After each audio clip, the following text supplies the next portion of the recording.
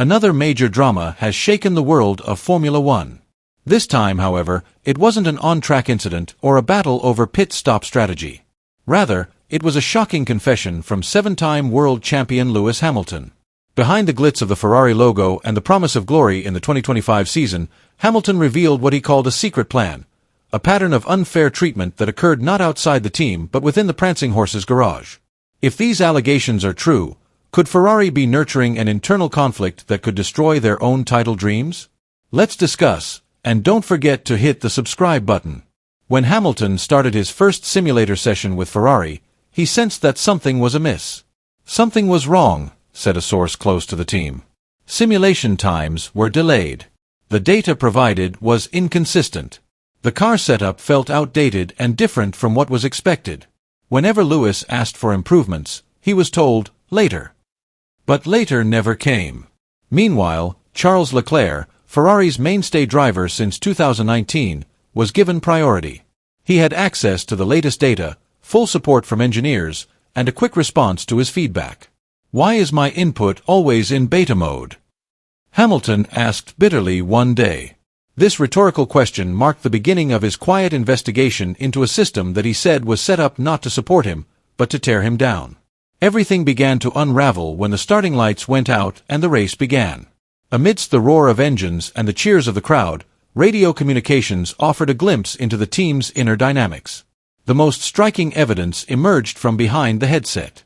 While trailing Charles Leclerc and chasing at full speed, Lewis Hamilton received familiar yet meaningful instructions: manage your tires, and play for the long game.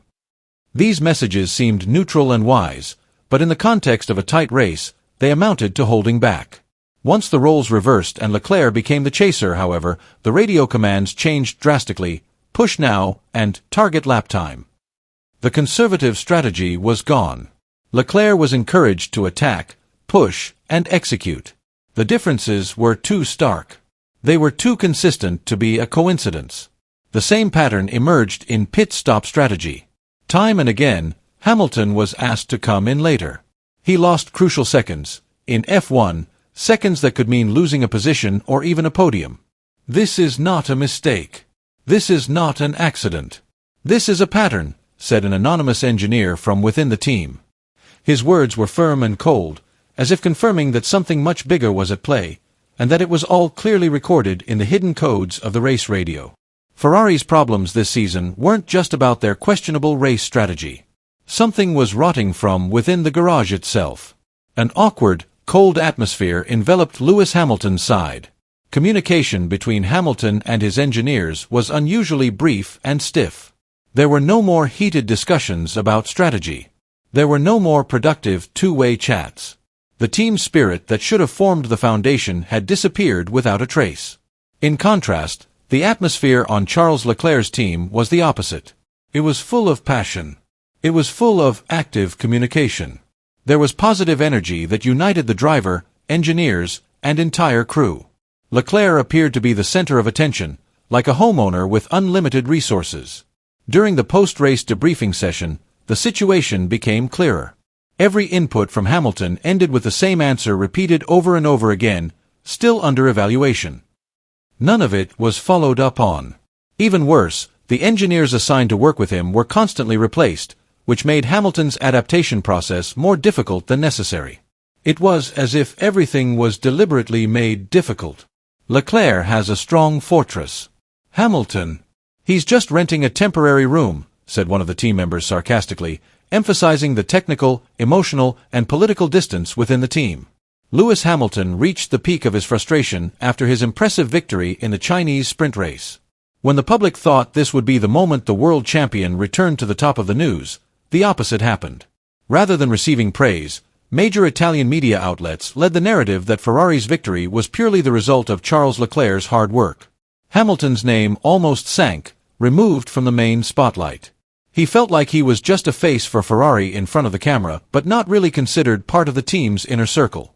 Furthermore, several media outlets close to Maranello's leadership began publishing critical and cynical articles. In these articles, Hamilton was portrayed as an outsider who had yet to embrace Ferrari's spirit and culture. In contrast, Leclerc was positioned as a natural leader and future icon who should have full control over the team's direction. For Hamilton, this was not just ordinary news. "This is not news," Hamilton told his inner circle angrily. "This is a weapon. And I know who is directing it." Lewis Hamilton also realized a bitter truth.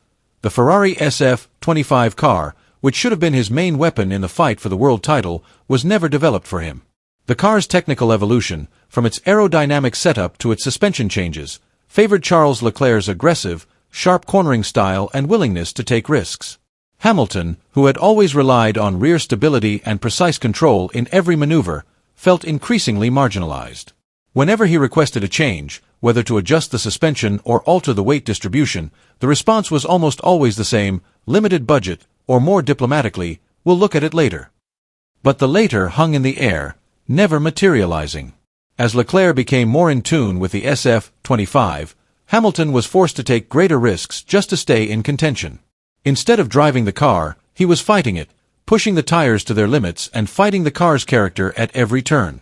It was no longer about pure speed, but survival in a car that felt like it belonged to someone else. Everything came to a head at the Spanish Grand Prix. On paper, it was just another race. But for Hamilton, it was a turning point. While Leclerc was given a straightforward strategy and full radio support, Hamilton was met with silence. He asked for an undercut. No answer. He asked for an alternative tire option. No response. There was no mistake here. It was just willful ignorance.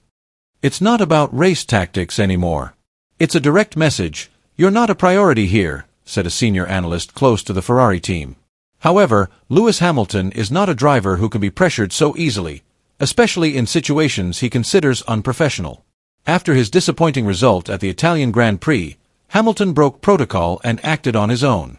He held a closed-door meeting with Ferrari's technical director, bypassing intermediaries entirely.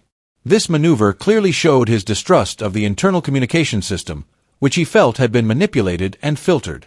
Hamilton also began re-establishing contact with former Mercedes engineers, people who knew him inside and out and had been key to the black and silver era of dominance.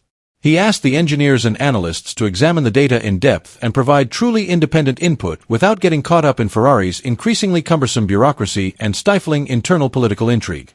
According to some people on the team, this step was not just a technical evaluation but also a silent signal of resistance to a system that had long been considered inefficient and too conservative.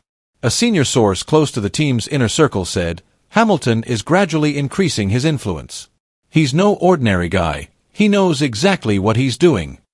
If this situation escalates further, it's possible that he could choose to leave Ferrari. But that's not all. If he feels he's been treated unfairly, he'll go public, blatantly and without a filter. Ferrari knows that if that happens, it could destroy the team's reputation completely. This isn't just a threat, it's a ticking time bomb. Will Ferrari continue to cover up and hope the world doesn't notice? Or will they confront the biggest name in modern F1 history head-on? Let us know in the comments below.